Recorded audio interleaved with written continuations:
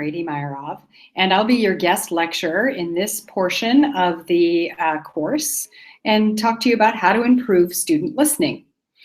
To tell you a little bit about myself, I've had a 20-year career as a public radio reporter. So I've done a lot of listening. I've listened to stories, press conferences, interviews, and I've taken those stories and listening skills and turned them into stories that have aired on public radio all over the country and all over the world. A few years ago, though, I realized that a lot of adults and children, my own children, were always repeating things they heard on the radio. Adults were saying, I heard this story on NPR about this interesting topic, and they wanted to share it. And for kids, my own kids, I heard that they were listening to content that I thought was far above their understanding and definitely above where they could read, but they could really understand what they were listening to. And it gave me the idea that listening to content is a very important learning tool that is being underutilized in the classroom. So I left public radio to start Listen Current. And I'll tell you more about Listen Current and what it does in another lecture. But today, what I want to start talking about is how research shows about auditory learning. So in order to warm up your ears, what I first want you to do is to think about your favorite sound. So I'm going to just pop over to a PowerPoint I've got to talk about research, and I want you to think about what is your favorite sound and why? And if you can share in the chat box, that would be great. And tell us, what are the emotions that surround that sound? What's the visual you have with that sound?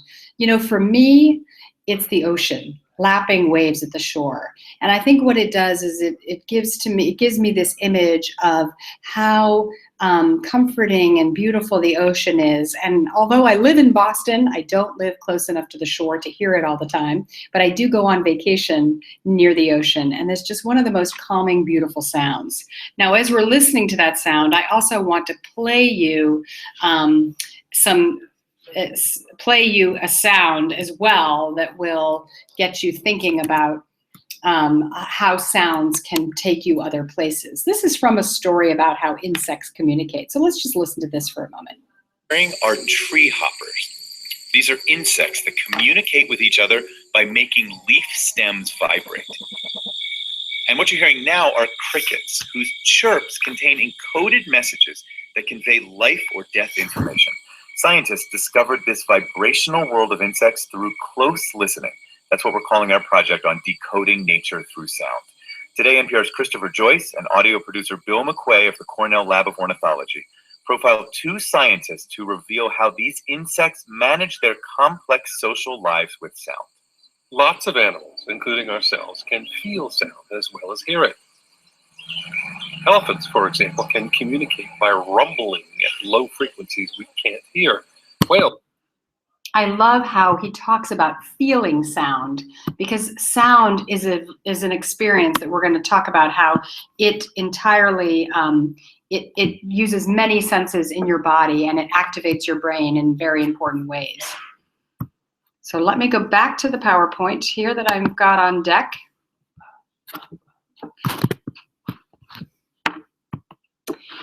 So you expect your students to listen. If you're a teacher, if you're a parent, you expect your students to listen. And when they graduate and get a job, their bosses will expect them to listen. Listening is a college and career readiness skill. You need it to be able to succeed in college, to be able to listen to the lectures and absorb all that you're learning. And you're going to need it to get a job. In fact, the majority of our time is spent listening. And yet, only 10% of the population is believed to listen effectively. And according to research, it's a skill that's often omitted or neglected from the classroom instruction. Yet listening is the building blocks of learning. So look at these two pictures and think about when you came to school, or if you're a teacher, what do your kids do first? They listen, of course, because listening is the foundation for all learning. Listening precedes reading, but it's much more complicated than you may think. So while research shows that poor listening comprehension is closely tied to poor reading comprehension, but there's been very little attention paid to how to improve listening comprehension. There's been a lot of attention paid to how to decode texts, but very little to improving listening comprehension. One study shows that as students get older, problems with reading comprehension emerge, and this provides an opportunity to share content that is auditory, which can help close the content gap because students can understand texts that are 2 to 3 grade levels higher when they're listening than when they're reading. So in public radio, we were always striving to tell a compelling, good story, something that we called, that would create a driveway moment. Don't know if you've ever heard this term, but it's what we called it in public radio for when somebody was listening to your story, they arrived home at their destination, and they sat in their own driveway listening to the rest of the story because they couldn't get out of the car. They were so into it. What I realized later when I left public radio to start Listen Current is that there's actually a term for this that researchers use, and it's called the immersive experience view. And it means that understanding language is akin in some way to actually being there and experiencing the events the language describes. Evidence shows that people are simulating what it would like to be in that scene, and this helps you make sense, this makes sense when you think about the neurology and the neuroscience involved and how your brain is making a movie, including the sights, smells, and sometimes the feelings of what it's like to hear something. This also means that listening is the pathway to empathy. So this makes listening an extremely visual medium with great potential for use in teaching and learning. So listening forces you to make a movie in your mind. The brain sees what it hears, and this is called auditory scene analysis. So every time a person hears something, the brain visually simulates what it hears. This even results in eye tracking movements. For example, when someone listens to a story about, let's say, a person rock climbing or climbing up a tall building, when they've done tests and put a person into an MRI to record what their brain is doing while listening to this experience, their brain is sending eye tracking movements so that there's a visual cue for you to look upwards as you're hearing about somebody climbing up a tall building. The same is true when people listen to a story about a ball moving toward or away from them. Their eyes track the movement and send messages to their muscles. So according to research, understanding meaning, at least in part, happens in the mind's eye. And it's also important to understand that when information is given in the traditional way, such as a straightforward list, facts and figures, only 2 main parts of the brain light up. And these are the regions that handle language processing. However, when we receive information in a story format, not only do these 2 parts light up, but other parts of the brain that deal with the relevant sensory experiences are turned on as well. For example, you hear a story about a chef who's cooking a delicious meal of spaghetti and meatballs. And this story wouldn't just stimulate your language processing area, it would also stimulate your olfactory and gustatory cortexes.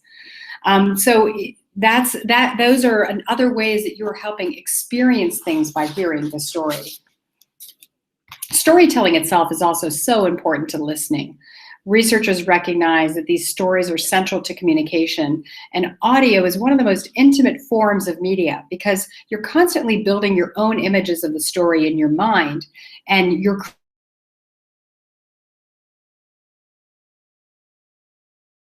your own background. Done by the Hebrew University has documented that how good a story is told determines how good the listening is.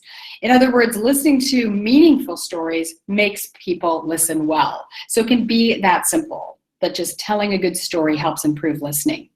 Also, the belongingness theory states that people listen to emotional information, such as stories, out of a desire to experience a social connection. So listening decreases our social anxiety and increases our psychological safety.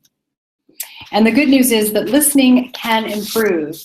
Like most brain functions, you can improve with practice, and even just good storytelling improves listening. We'll get more into how to improve your listening and your students' listening in another lecture series. So for now, I'm going to say goodbye, and I'll talk to you again in the next installment of the video.